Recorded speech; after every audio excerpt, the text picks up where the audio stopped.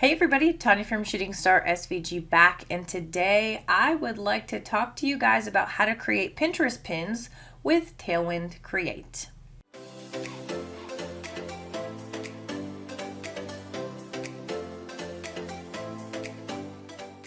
If this is your first time here, go ahead and click on the like and subscribe below, as that does keep me motivated to continue making these videos so that way you can grow your business and change your life.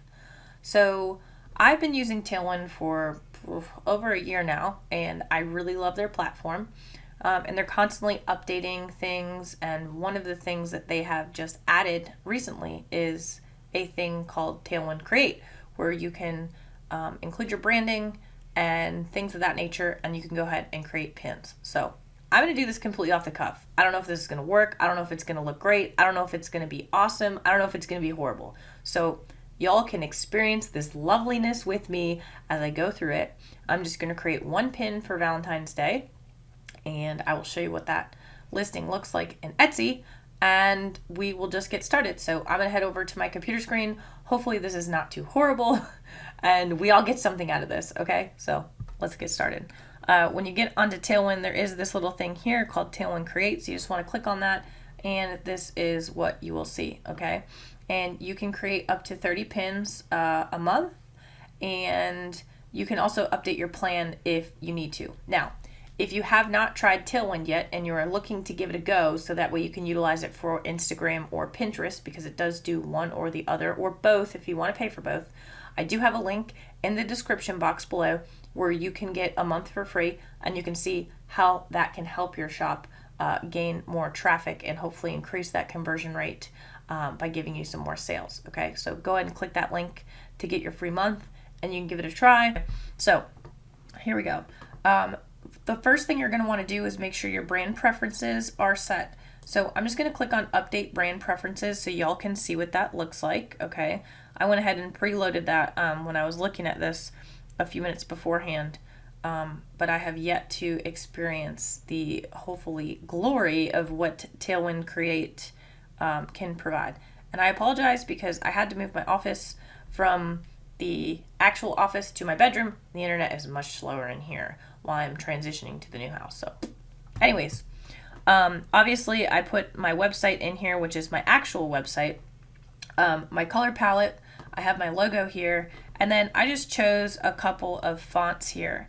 Now, if you do have a paid for subscription to Tailwind Create, I do believe that you can upload your own fonts, which kind of increases that branding if there are certain fonts that you're utilizing for your brand. However, in my case, I didn't really want to have to go through paying for a period of time if it's something I'm not going to use. So we'll see how it goes, okay? So go ahead and put your colors in, and then go ahead and click on Save and Continue when that is done. And then you're just going to click on Start a New Design, okay? And so the first thing it's going to ask you is for your destination link. So for me, I'm going to post this I love you more than chicken nuggets, because who doesn't love chicken nuggets? Pretty sure every kid in the universe, and probably every adult. So you're going to go ahead and paste that destination link in there. And what that's going to do is it is going to pull the title that you have on your Etsy listing, and it's going to throw it up into the title, okay? And you can see here, love you more than chicken nuggets SVG, Valentine's Day, Etsy. So I'm just going to go ahead and delete this, and I'm going to capitalize this. I'm going to add the bar and do that. Okay, so the next thing that you're going to want to do is upload photos. They do recommend a minimum of 600 by 600 pixels for the best results. Now, I did go ahead and create some mock-ups and place it, and so because they're recommending 600 by 600, what I'm going to do is I'm going to go back to place it, because that throws everything off that I was planning on doing, and I'm going to go and take care of that really quickly. So I'm just going to pause it, and then I'll be right back after I'm done doing that. Okay, so I have gone through and adjusted my images to be 600 by 600 pixels. So I'm going to go ahead and get those up, and I have 3 mock-ups and the PNG, okay? And I'm going to go ahead and upload those. It's probably going to take a second because, like I said, my computer is slow as sin. So I have 4 photos uploaded that are showcasing my design and just the design itself. And I'm going to go ahead and click on create images. And one thing that's nice about this is it will pull stock photos, and it will pull photos from your reviews. So if you have photos from your reviews that are showcasing the exact thing that you are trying to promote, you can actually use those review photos, which is actually a really cool thing, I think, personally. So just a tip, if you have something that you sold quite a bit of and you have people showcasing that on physical products, it's probably a good idea to pull those images in to showcase that in your Pinterest pin, because people love to see the actual digital file on mockups so that they have inspiration on how to use it. All right, so here we go. Here we go. Drum roll, please. We're going to click on create images, and we're going to see what they come up with. Okay, interesting. A lot of these look kind of crazy. Maybe not so good. Not feeling too great about it. This one's not too bad, though, actually. It's not horrible. I can probably change the color.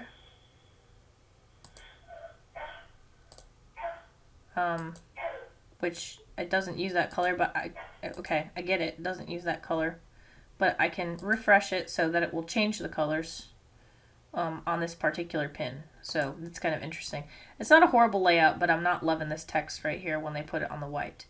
So if you continue to scroll down, it will show you different ideas. And honestly, this pin probably isn't that bad either. And you can adjust the colors on this one as well. So that one's not too bad. I may very well select that. But one thing that you can do is you can click on your content type, and it shows you all of these different type of kind of content. So for this one, I'm just going to click on product. Okay, and see how that filters out. Now again, I will remind you guys I'm doing this off the cuff, so okay. So I mean, it's giving me some of the same styles that was previous. This one really isn't that bad, though. I'm not really digging the colors too much. This one isn't horrible. Some of these are just god-awful. So I'm not sure if this is a tool that I would use, but you can always give it a go and see if it's something that fits you. You can also do industry niche, and it goes through all sorts of different things here. You may very well want to click on home decor, depending on what you're selling. If it's weddings, fashion, in this case I might want to click on fashion and see what pops up, since I do have a bunch of people in t-shirts here. But as of right now, I'm not ridiculously impressed with what's being provided to me when I can kind of just do this on my own.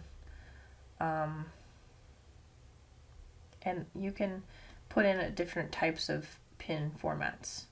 So I'm going to X out of this filter because I'm not really seeing anything that I'm super digging. We said this one previously wasn't too bad. Scrolling down, this one isn't that horrible either. I should have favorited the other one. So you do have the ability to favorite certain pin styles, okay? And it looks like they just have a bunch of pre-made templates that they're kind of tossing this into. And I'm really not seeing anything that's speaking to me necessarily. I'm going to go ahead and close out a product and hope that all of these will come back. So I do apologize for this, and you are allowed to favorite up to 10 designs here. Just keep that in mind, only 10. So make sure there's a layout that you really love if this is what you're using. So this one was one of the ones that was good. This one's not too bad either, but I think I'm gonna end up going with this one. The purple on purple really doesn't look that bad. I can go ahead and change the colors around.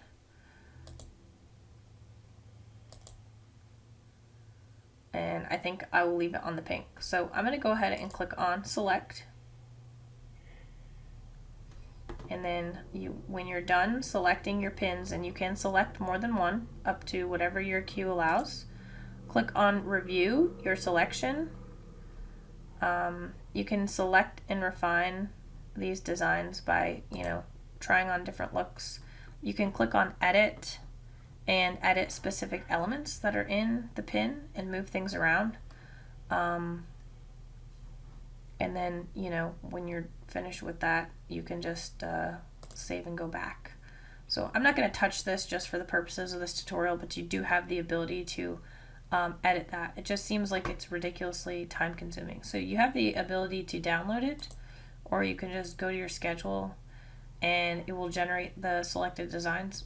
My queue is empty right now, so I can add one to the queue.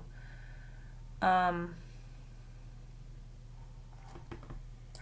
I'm just going to type in Valentine's Day.